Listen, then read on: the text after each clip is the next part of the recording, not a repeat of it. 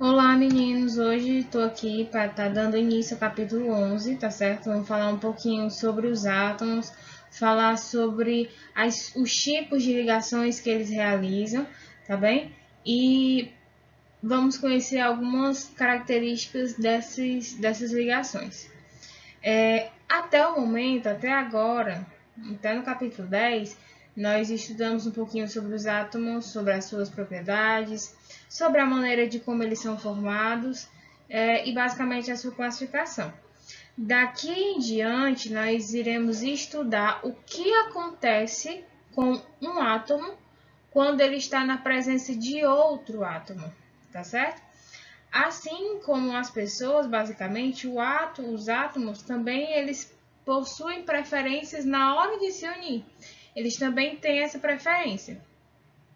No caso, nós vamos entender algumas características dos materiais e o que é que acontece quando eles interagem, tá certo?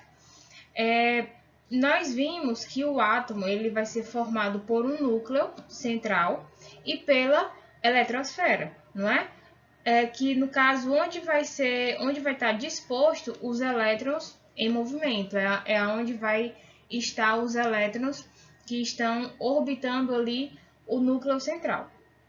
Se a gente parar para analisar bem a tabela periódica, a gente vai ver, até nessa parte aqui, ó, a gente vai ver que os gases nobres, que é essa família que está aqui, eles vão possuir a sua última camada completa.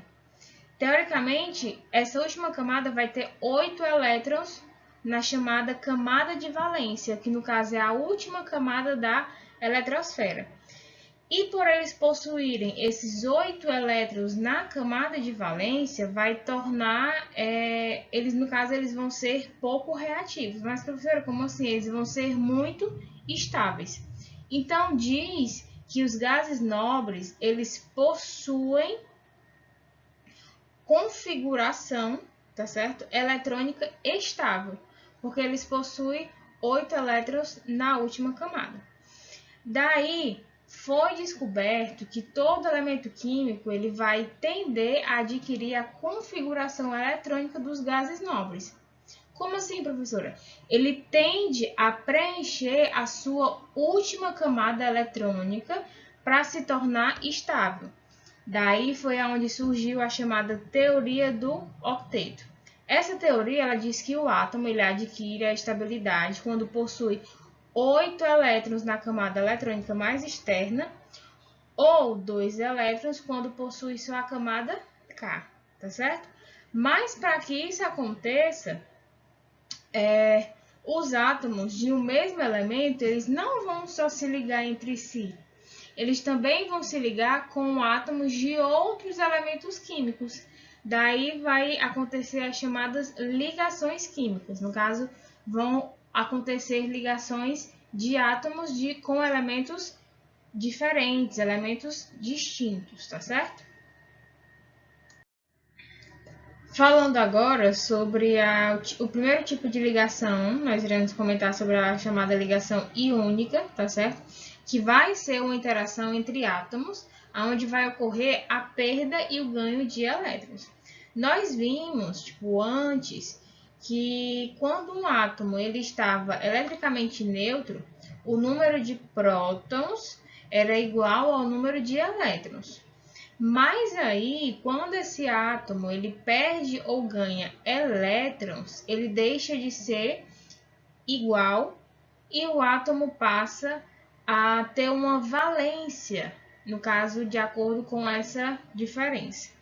Mas para que isso aconteça, basicamente, se o átomo ele perde elétrons, como que seu núcleo ele vai existir, no caso vai existir mais prótons do que elétrons na sua eletrosfera. Então esse átomo ele antes era eletricamente neutro, porque ele possuía a mesma quantidade tanto de prótons quanto de elétrons, mas agora ele passa a ter carga elétrica positiva, tá certo? Mas professora, se esse átomo ele ganha elétrons, no caso se for ao contrário, Se ele ganhar elétrons. No caso, na sua eletrosfera, ele passa a ter mais elétrons do que prótons em seu núcleo. Então, esse átomo ele passa a ser denominado como um íon ânion, tá certo? E basicamente a sua carga vai ser negativa. Mas só para fixar, quando perde elétrons, ele vai ser um íon cátion e tem carga positiva, tá certo?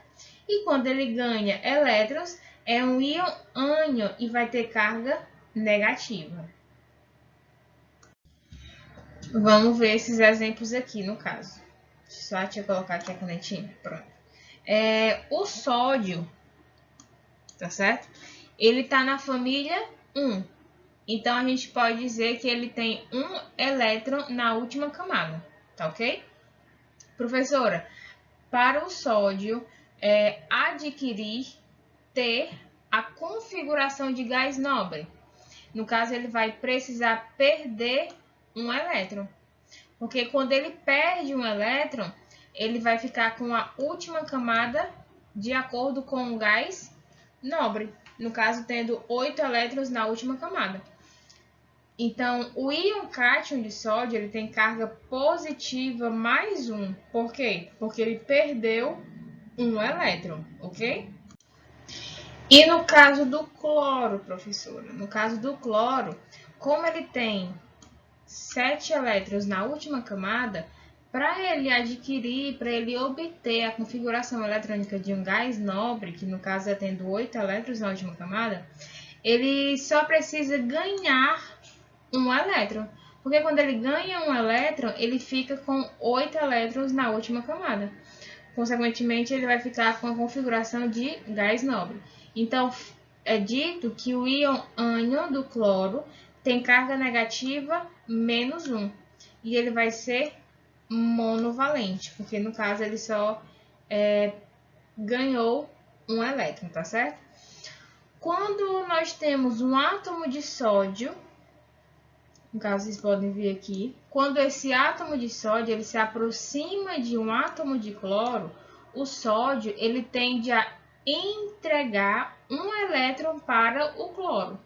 Quando ele entrega esse elétron que está aqui sozinho nessa última camada, eles vão se unir e vão ficar com as suas camadas completas, como vocês podem ver aqui desse lado. Quando o sódio ele entregou esse elétron, ele ficou com 8 elétrons na sua última camada.